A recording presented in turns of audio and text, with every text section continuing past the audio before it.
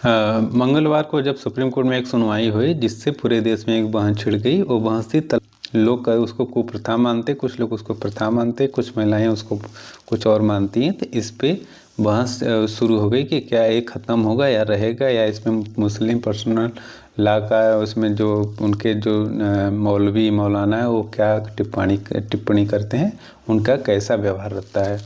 मगर आपको बता दूं कि तलाक़ हसन की प्रक्रिया थोड़ा अलग है। जो इस कोर्ट में केस चल रहा है उसकी तलाक़ हसन से कोई लेना देना, इस केस का लेना देना तो नहीं लगता, क्योंकि तलाक़ हसन में होता है कि कोई भी पति अपनी पत्नी को 3 महीने में 3 बार में तलाक देता है। पहले महीने में तलाक बोलेगा, फिर दूसरे महीने में बोलेगा, फिर तीसरे महीने में बोलेगा।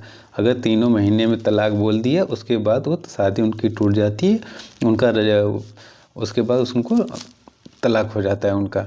मगर इस केस में ऐसा नहीं। इस केस में एक महिला पत्रकार हैं बेनजीर नाम का, उनके पति ने उनको बिना फ़ोन से बिना सामने आए 11 पन्नों की एक नोटिस दिया जिसमें उसने साइन तक नहीं किया।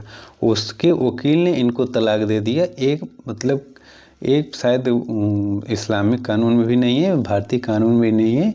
इस प्रथा को अभी जज साहब खोज रहे हैं कि ऐसी प्रथा है कहीं लिखी है कि नहीं लिखी है। अगर लिखी है तो कहाँ लिखी है, इस पे उनका वकील से कहीं इस पे विचार करें।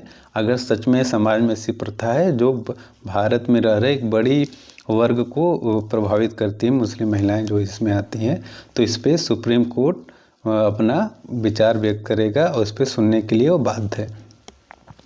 और सुप्रीम कोर्ट के जज 3 बेंच के बैठे थे। उसमें एक जज थे सूर्यकांत जी, वो कुछ दिनों में सुप्रीम में चीफ जस्टिस ऑफ इंडिया बनने वाले हैं। तो उन्होंने ऐसा लताड़ लगाई। तो अब इस पे बहस हो रही है कि क्या रहेगा या नहीं रहेगा।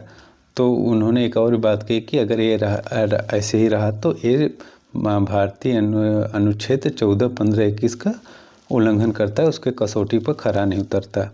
तो ये फिर देखते हैं इस पे आगे क्या होता है।